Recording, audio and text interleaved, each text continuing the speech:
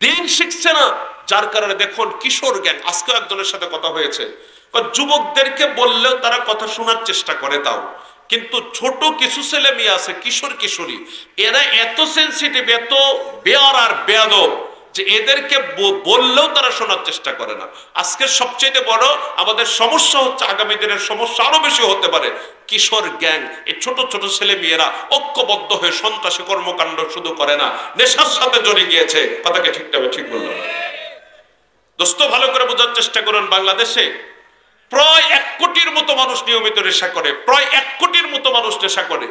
90% নেশারু হলো দেশের যুবক যুবতীরা। 90%। 100 জন নেশারু যদি বাংলাদেশে থাকে, তার শতকরা 90 জন নেশারু হলো আমার সমাজের যুবক এবং যুবতীদের ভেতরে খুঁজে পাওয়া যায়। এদের দিয়ে ভবিষ্যৎ আপনি কি করবেন? আগামীর ভবিষ্যৎ এদের মাধ্যমে বিনির্মাণ হবে। অথচ নেশাগ্রস্ত যদি হয়, ওর লাইফ, দুনিয়ার লাইফও শেষ হয়ে যায়, আখিরাতের লাইফও ধ্বংস হয়ে যায়। ঠিক বললাম? এখন আরো ভাবনার বিষয় হলো, আমার সমাজের ছোট ছোট কিছু ছেলে মেয়েরাও নেশাগ্রস্ত হয়ে যাচ্ছে। ঠিক বললাম? আপনারা দেখেন কিনা জানি না, আমি মাঝে মাঝে রাস্তায় চললে তখন অনেক সময় ফিকির করি, বিভিন্ন দিকে তাকায় দেখে, হয় ছোট্ট ছোট ছেলেরা, এই 12 বছর, 13 বছর, 11 বছর বয়সে দিব্যি সিগারেট টানতেছে, একেবারে মুশানে সিগারেট টানতেছে, ধোয়া মারতেছে। শুনুন, ভাবনার বিষয় হলো সিগারেট টানাটা বড় বিষয় না, কিন্তু এটা হলো নেশার প্রথম হাতে খড়ি। এর মাধ্যমে সে বড় ধরনের নেশারু হয়ে যেতে পারে, যেটা হচ্ছেও। ঠিক কিনা? ঠিক বললাম? আজকের থেকে যদি আপনি সচেতন না হন, আগামীর ভবিষ্যৎ আপনার সন্তানদেরকে আপনি হাতের নাগালে রাখতে পারবেন না। দেখবেন এক সময় আপনার সন্তানই আপনার জন্য সবচেয়ে মুসিবতের কারণ হবে। দুনিয়ার জীবনেও হবে, আখিরাতের জীবনেও হবে।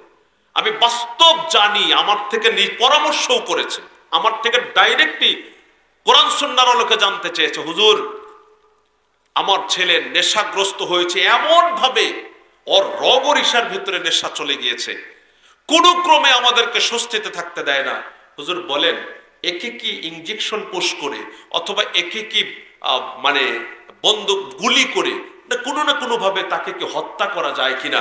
যদি হত্যা করা যায়, বাবা হয়ে কথা আমাকে বলেছে, বাবা হয়ে বলতেছে, আমার নিজের জন্ম দে, আমার ওরসের সন্তান, ওর জ্বালায় অতিষ্ঠ হয়ে গিয়েছে, আমরা ওকে কি হত্যা করা যাবে কিনা? কোরআন সুন্নাহর আলোকে যদি এর কোনো পথ থাকে, তাহলে একটু বলুন। আপনি চিন্তা করেন, কোন বাবা মা কোন পর্যায়ে গেলে নিজের সন্তানকে হত্যা করতে পর্যন্ত চায়। কথা কি বুঝাতে পেরেছি কিনা? দিন শিখান, কলিজাতে দিনের গাছ গেড়ে দিন। আপনার সন্তানকে নিয়ে এত ভাবনা করা লাগবে না। যে কোনো জায়গায় আপনার সন্তানকে ছেড়ে দিবেন, দেখবেন অন্য কারো আদর্শবান সে হবে না, বরং সে নিজের আদর্শে অন্যদেরকে আদর্শবান বানাবার চেষ্টা করবে। কথা বোঝাতে পারলাম কিনা?